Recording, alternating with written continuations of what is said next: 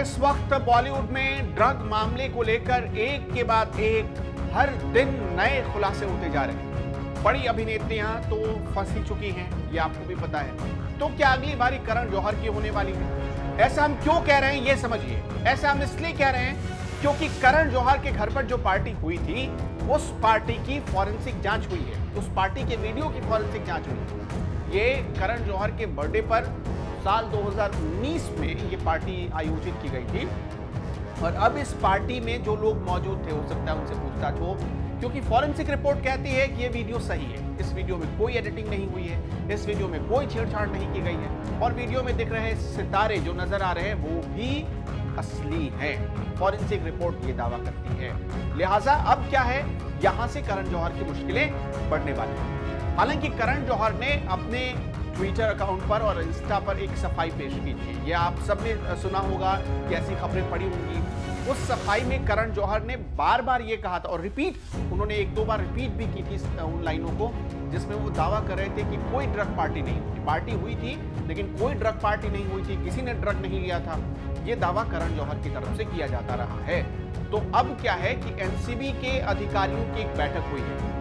कल एनसीबी के जो डीजी हैं राकेश अस्थाना, वो पहुंचे अचानक मुंबई और मुंबई पहुंचने के बाद जो एनसीबी के दो बड़े अधिकारी जो जांच कर रहे थे इस पूरे मामले में, ड्रग एंगल के मामले को जांच कर रहे थे, उनके साथ राकेश अस्थाना ने बैठक की और इसी बैठक में फॉरेंसिक रिपोर्ट को लेकर भी चर्चा हुई।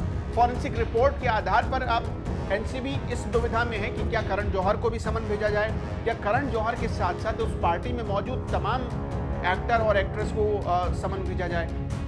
उस पार्टी में कौन कौन था वो हम आपको एक बार फिर बता देते हैं। उस पार्टी में दीपिका पादुकोण नजर आ रही थी, अर्जुन कपूर नजर आ रहे थे, शाहिद कपूर नजर आ रहे थे, रणबीर कपूर नजर आ रहे थे, मलाइका अरोड़ा नजर आ रही थी। बहुत सारे एक्टर और एक्ट्रेस उस पार्टी में मौजूद थे। लेकिन अब उस पार्टी में मौजूद लोग ही सच्चाई बताएंगे, क्या उन्होंने ड्रग्स ली थी या नहीं ली थी। क्या ड्रग्स उस पूरी पार्टी को जो ड्रग पार्टी बोल के अभी तक दावा किया जाता रहा है। और आपको भी पता है कि मनजिंदर सिंह सिरसा ये बहुत पहले से यानी 2019 से जब से ये वीडियो सामने आया था तब से ये दावा कर रहे हैं कि वो ड्रग पार्टी ही थी।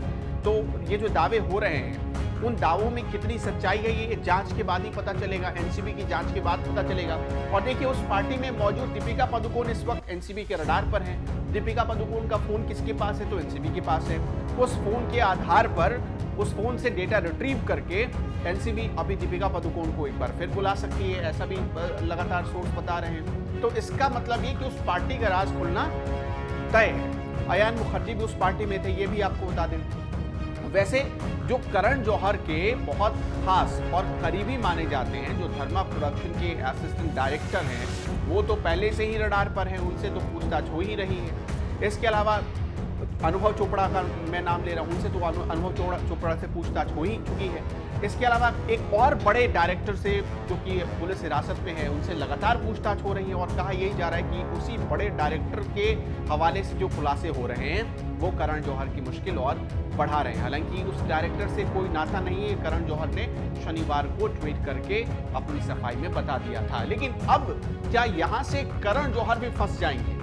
क्या करण जौहर को भी जेल जाना पड़ेगा रिया चक्रवर्ती की तरह? ये देखना यहाँ से ये देखना होगा और यही सबसे बड़ा सवाल इस वक्त करण जौहर के सामने, पूरी बॉलीवुड के सामने है।